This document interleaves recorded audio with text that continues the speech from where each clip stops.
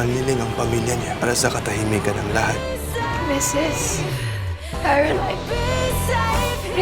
Mag-aaminan na sila Bingo at Caroline na mahal nila ang isa't isa, pero wahadlangan sila ng pamilya Chu kung saan isusumbat nila kay Bingo na nakuha niya ang yaman nila dahil sa panluloko ng nanay niya.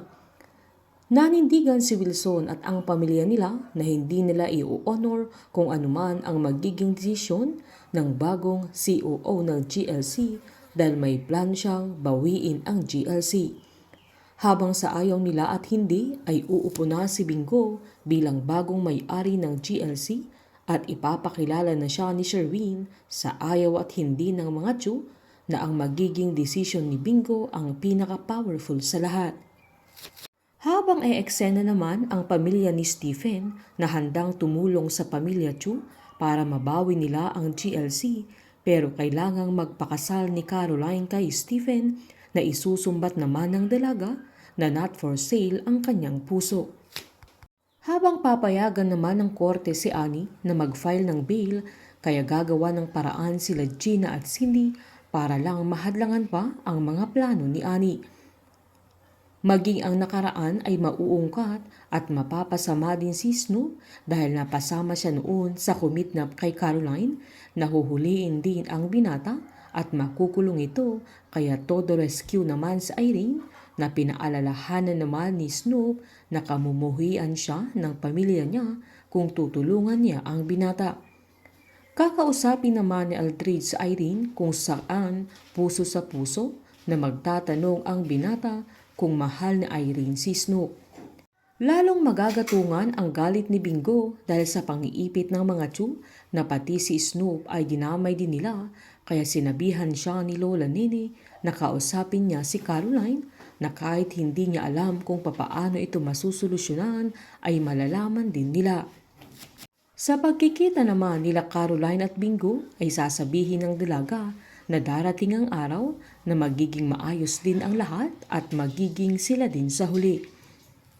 Haharapin naman ni Bingo si Wilson na usapang lalaki sa lalaki kung saan gustong maangkin ulit ni Wilson ang GLC pero maninindigan si Bingo na hindi niya yon magagawa ng basta-basta lang.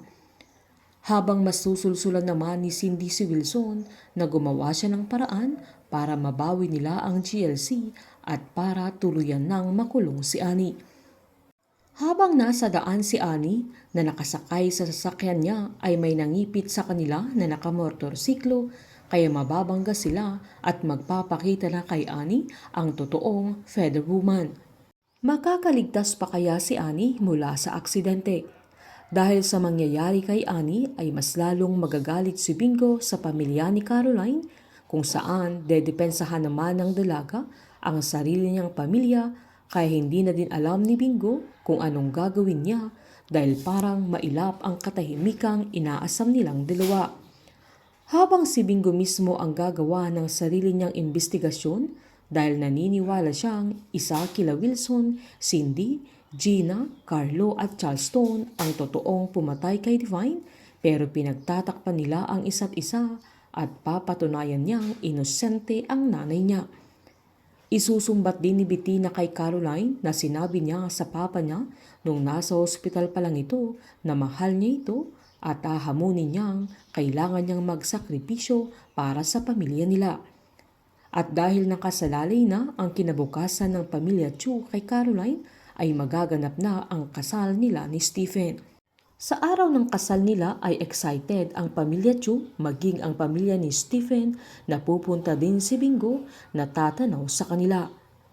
Matutuloy kaya ang kasal nila Stephen at Caroline sa araw na yan na hindi naman susuko si Bingo at ilalaban niya ang katotohanan. Painit ng painit ang mga tagpo, sabay-sabay po nating subaybayan ng advance episode at ang nalalapit na pagtatapos ng Can't Buy Me Love dito po sa aking channel.